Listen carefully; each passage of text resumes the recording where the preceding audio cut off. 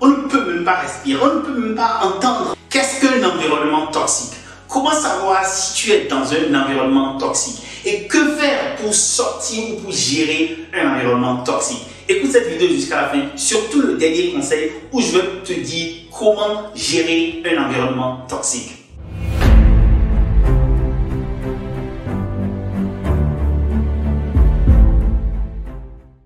Hey, salut et bienvenue sur L'Impatient. L'Impatient, c'est la plateforme des personnes qui avancent vite et très vite en Afrique. Comment gérer un environnement toxique? Et avant d'aborder ces conseils, nous allons en un premier temps caractériser un environnement toxique. Comment est-ce qu'un environnement toxique se présente? Quels sont ses signes? Et après avoir fait cela, je vais maintenant partager avec toi quelques conseils pour te permettre de gérer un environnement toxique. Et si tu viens de découvrir cette chaîne, clique sur la cloche de notification, abonne-toi et partage cette vidéo car partager, c'est grandir ensemble. Commençons en caractérisant un environnement toxique. Comment est-ce que tu peux savoir si tu es dans un environnement toxique? Évidemment, quand on est dans un environnement toxique, ça se sent, n'est-ce pas? On est mal à l'aise, on ne dort pas bien quand on rentre chez soi, on est inquiet ou inquiète.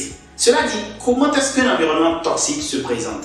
La première chose dans un environnement toxique, c'est que ton travail n'est pas valorisé. C'est que ton travail n'est pas apprécié. C'est que tout le temps, les gens t'assomment, les gens disent que tu ne fais pas bien ton travail et on ne valorise pas les efforts que tu fais pour améliorer ton travail. La deuxième caractéristique d'un environnement toxique, beaucoup de commérages et de rumeurs circulent sur les gens, sur l'entreprise, sur le directeur, sur la directrice, sur la secrétaire. Il y a beaucoup de les ont dit. Et ça, c'est la caractéristique d'un environnement toxique. La troisième caractéristique d'un environnement toxique, c'est que les gens se menacent ou s'intimident. Et ceci peut être vraiment ouvert ou subtil. Et les gens utilisent leur pouvoir pour intimider les uns ou les autres, ou simplement pour faire peur aux gens. Et ça, c'est une caractéristique d'un environnement toxique. L'autre caractéristique d'un environnement toxique, c'est qu'il y a des règles injustes dans l'entreprise. C'est-à-dire, il y a des choses qu'on fait, mais qui ne sont pas documentées, qui ne sont pas écrites nulle part, et qui ne sont pas forcément justes, qu'on ne peut pas recommander, ou qu'on ne peut pas dire à l'extérieur de l'entreprise. La dernière caractéristique d'un environnement toxique, c'est que le leadership est narcissique. C'est-à-dire, le patron ou le grand patron fait des choses et on ne peut pas lui faire de feedback. On ne peut pas lui dire comment s'améliorer.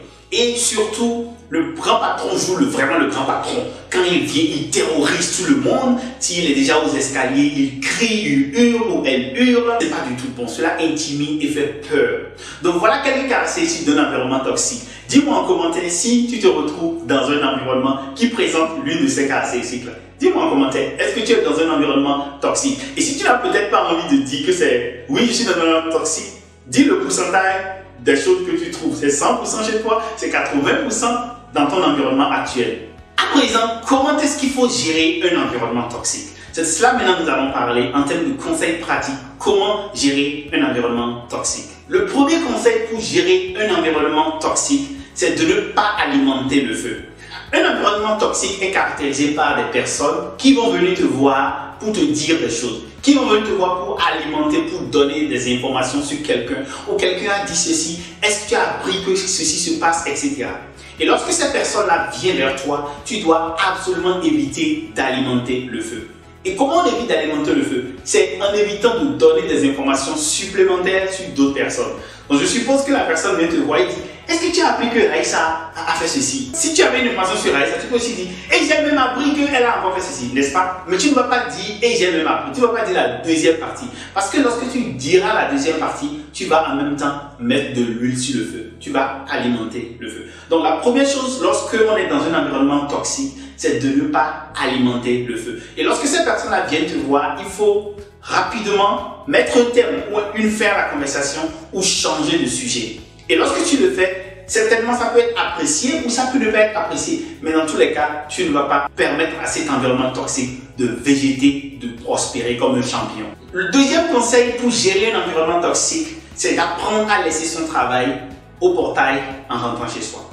En réalité, quand est-ce que l'environnement devient toxique? Un environnement devient toxique réellement lorsque, quand tu rentres chez toi, tu ne dors pas. Lorsque quand tu es à la maison, tu es anxieux. Lorsque tu es avec ta famille, lorsque tu es avec tes enfants, tu n'arrives pas à te concentrer. Tu es toujours inquiet par rapport au travail.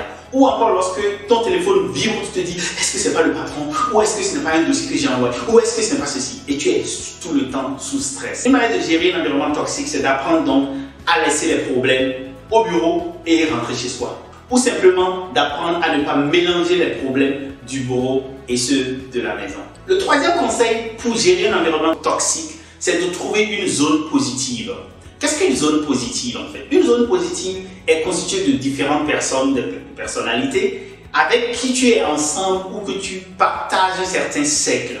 Ça peut être un collègue qui est toujours orienté travail, orienté résultat et qui ne se livre pas à des questions de papato ou à des questions de commérage ou de congossa.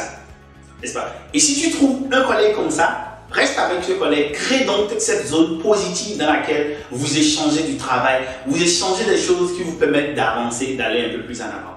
Et si tu n'as pas cet espace-là, nous à l'Impatient, nous avons cet espace. Nous avons l'espace pour te permettre d'être avec des professionnels ambitieux qui sont concentrés sur leur carrière et qui veulent avancer. Je vais mettre cela en commentaire à travers le club d'interview élite dans lequel tu restes avec des professionnels qui pensent à leur carrière et surtout qui s'intéressent à comment on réussit et on prépare ces interviews. L'autre espace que nous avons à l'Impatient, c'est notre groupe Telegram. Je vais mettre également le lien en commentaire dans lequel il y a des professionnels et dans ce groupe, nous partageons chaque jour du contenu pour te permettre de rester dans une ambiance positive. Donc, je te demande maintenant de rejoindre ces groupes-là ou à la fin de cette vidéo de cliquer sur les liens pour rejoindre l'un de nos groupes, soit le club d'interview élite où moi-même je suis 100% parce que nous travaillons continuellement, ou le groupe Telegram qui est celui qui est gratuit dans lequel tu peux venir simplement et rencontrer d'autres professionnels. Le quatrième conseil pour gérer l'environnement toxique, c'est de construire la confiance autour de soi. En réalité, il y a une chose qui se passe lorsqu'on est dans un environnement toxique. Souvent, c'est que ton patron cherche peut-être à te micro-manage. Les Anglais disent micro-manage. C'est-à-dire, on cherche à te contrôler dans tous les détails. Et ceci répond en fait à un besoin humain qui est le besoin de contrôle. Et cela également s'oppose à un autre besoin humain qui est le besoin d'autonomie. Donc, nous avons en fait ici deux situations de besoins neuropsychologiques qui s'opposent. L'un, un besoin d'autonomie et l'autre, un besoin de contrôle. Et donc, quand tu es dans cette situation, il faut chercher rapidement à créer un environnement de confiance dans lequel toi et ton patron ou tes collègues, vous arrivez à travailler en vous faisant confiance mutuellement. Pour construire la confiance, il y a quelques règles qu'il faut respecter. C'est qu'il faut être une personne reliable, c'est-à-dire quand tu promets, tu délivres. Il faut être une personne authentique, donc c'est-à-dire qui dit la vérité, qui dit les choses telles qu'elles sont.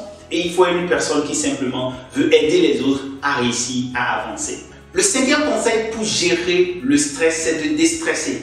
Donc, dans ta vie, est-ce que tu ne fais que travailler? Si tu ne fais que travailler, il est fort probable que tu sois dans un environnement qui te donne beaucoup de stress et que ce soit un environnement toxique. Et donc, pour gérer cela, il faut apprendre à déstresser. Et comment déstresser? C'est très simple. Faire du sport régulièrement, dormir et arriver à faire des jeux, arriver à manger de manière équilibrée, donc beaucoup de légumes, beaucoup de fotete, beaucoup de isombe ou beaucoup de soupe kanj, comme les gens le disent au Sénégal. Mais ici, c'est de manger beaucoup de légumes pour rester frais, pour rester éveillé. Ça peut être également des salades, si tu es passionné de salades comme moi. Et donc, en faisant ces choses-là et en faisant une activité sportive régulière, ça te permet de déstresser et de te permettre d'être en bonne santé pour gérer le stress ou l'environnement toxique. Conseil numéro 6. Quitte. Yes, j'ai dit quitte mon frère, quitte ma soeur. L'entreprise dans laquelle tu es ou l'environnement dans lequel tu es n'est pas ta famille. Ce n'est pas là où tu vas rester et vivre et pourrir. Si l'environnement n'est pas bon, quitte. Yes, j'ai dit quoi? Quitte. Quand on ne peut pas changer quelque chose, qu'est-ce qu'on fait? On quitte cette chose-là. Donc, ne deviens pas prisonnier ou prisonnière de ton organisation actuelle ou simplement de l'environnement qui est toxique. Et lorsque tu vas décider de quitter, si tu as besoin d'être accompagné, tu sais que nous sommes les meilleurs dans ce domaine pour réussir l'expatriation compétente. Voilà quelques conseils que je voulais partager avec toi sur comment gérer un environnement toxique. Dis-moi ce que tu penses de ces conseils-là. Et si tu as aimé, like ou abonne-toi et surtout partage. Car partager, c'est grandir ensemble en Afrique. Je suis Marius Chabi et j'accompagne des professionnels compétents à aller à l'international. Pour travailler avec moi, m'écrire en commentaire privé ou sur vip@lespatient.com.